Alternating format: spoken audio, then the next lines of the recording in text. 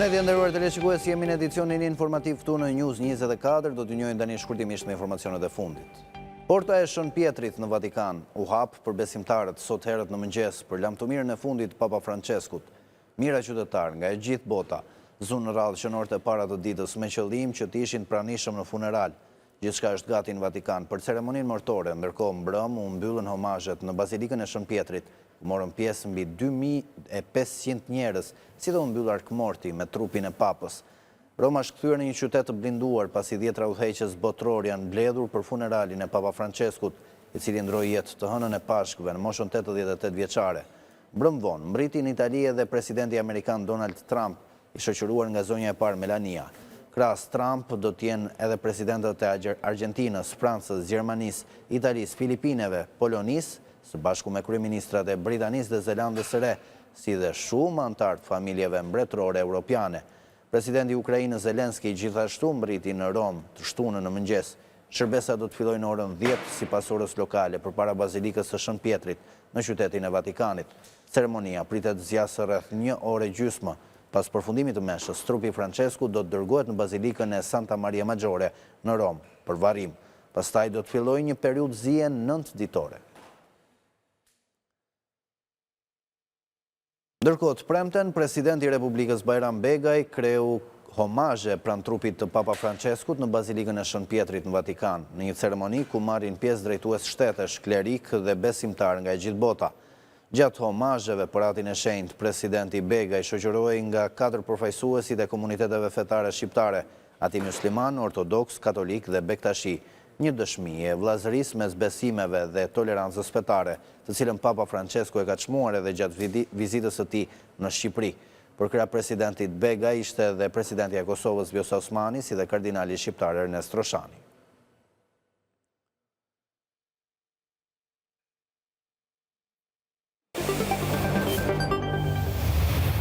Drojmë temën e informacioneve tona, apeli posaçëm ka shtyr për në datën 8 maj seancën lidhur me shqyrtimin e ankimimit të bërë nga SPAK për mosfillimin e çështjes hetimore ndaj Olta Xhaçkës dhe bashkëshortit të saj Artan Gaçi. GJKO pranoi ankesën e Fredi Belerit dhe urdhëroi regjistrim të procedimit penal për Xhaçkën e Gacin dhe kryerjen e veprimeve hetimore për shpërdorim detyre, falsifikim dokumentesh dhe pastrimi produkteve të veprës penale. Gjykata e apelit posaçëm nisi këtë të premte shqyrtimin e ankimimit të bërë nga SPAK kundër një vendimi të gjykatës antikorrupsion të shkallës së parë që e urdhëroi të hetonte ish-ministren e jashtme Olta Xhaçka dhe bashkëshortin e saj Artan Gaçi.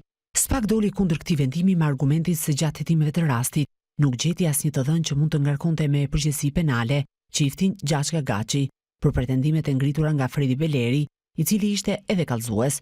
Bëhet fjalë për 2 sipërfaqe toke me mbi 11.000 metra katror në Gjilek të Himarës, që rezulton se janë përfituar përmes falsifikimit dhe përfitues fundor është kompania e Gaçit, që fitoi edhe statusin e investitorit strategjik. Për tjetërsimin e kësaj prone është dënuar ish kryetari i Bashkisë së Himarës Jorgo Goro dhe disa ish zyrtarë të tjerë, ndërsa hetimeve ju shpëtuan ish ministrja dhe bashkëshorti i saj ish deputet socialist. Gjykata e apelit posaçëm nuk mundi të dalë me një vendim lidhur me këtë rast, pasi seanca u shtyr për në datën 8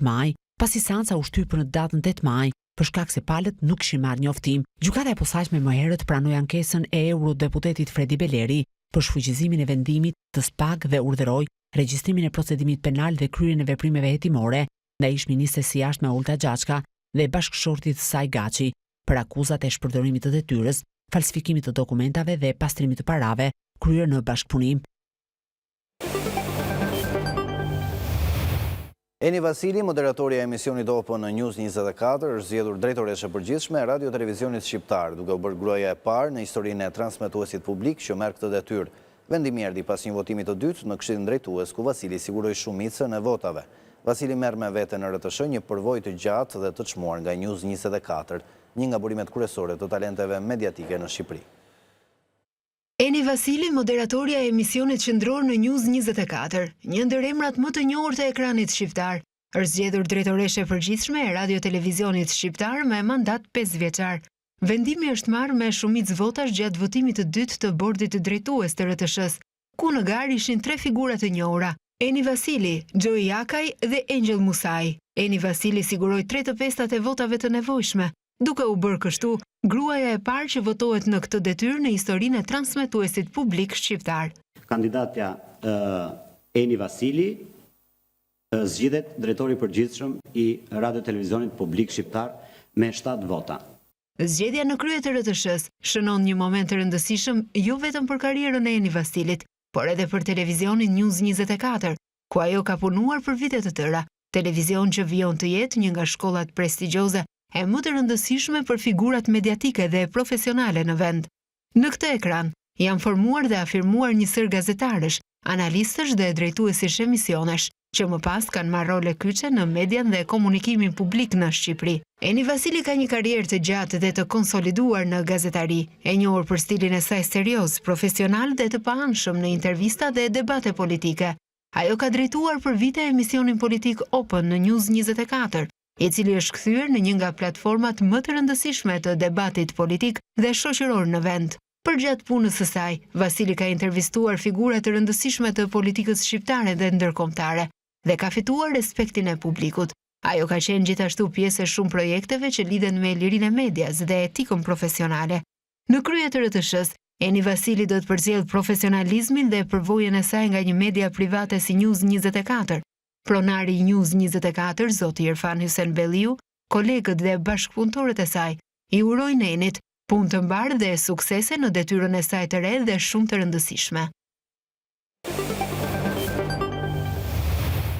Shohim të tjera zhvillime, ura mbi lumin Buna, që do të lidh Shkodrën me Malin e Zim, mbetet ende në letër për shkak të burokracisë së shtetit fqinj.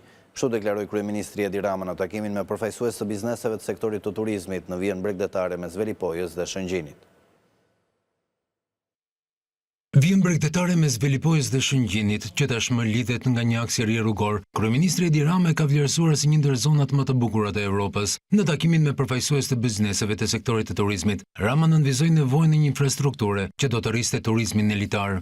Janë projekte shumë ambicioze, por që do të tërheqin këtu atë që ne na mungon sot.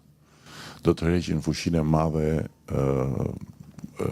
të konsumit nga ana e kategorisë së turistëve që shpenzojnë shumë.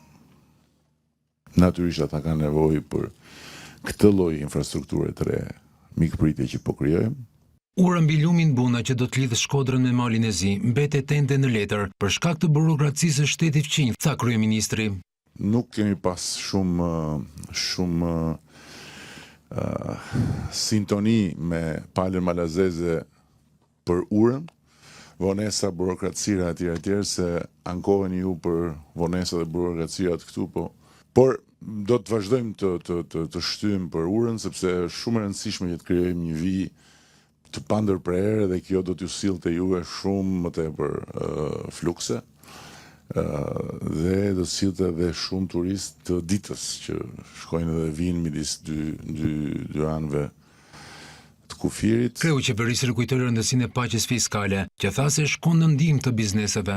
Ne jemi shumë të lumtur që ju të pranoni 65% e para deklaruar bazuar mbi shtretrit, 35% që i pjesës tjetër e sezonit është më i lartë se sa normaliteti, e dim dhe këtë, por është një lloj balance dhe jemi shumë të kënaqur që mbi 1000 hotele i janë afruar derës tonë, kanë trokitur dhe kërkojnë marrëveshje. Shqetësimin e shprehur nga përfaqësues të bizneseve për mungesën e mbledhjes së taksave nga banesat Airbnb, Rama ju përgjigj se janë toleruar me vedije. Megjithatë theksoi se tashmë është planifikuar të ndërhyet. Kjo ishte gjithçka e përgatitur për këtë edicion të shkurtër informativ, por mos harroni për informacionet më të fundit dhe zhvillimet më të fundit nga vendi dhe nga bota, mund të shkoni në balkanu.com për të informuar mbi ngjarjet më të reja. Bashkë do të qemi në edicionet e radhës informative, deri atëherë mirupafshim.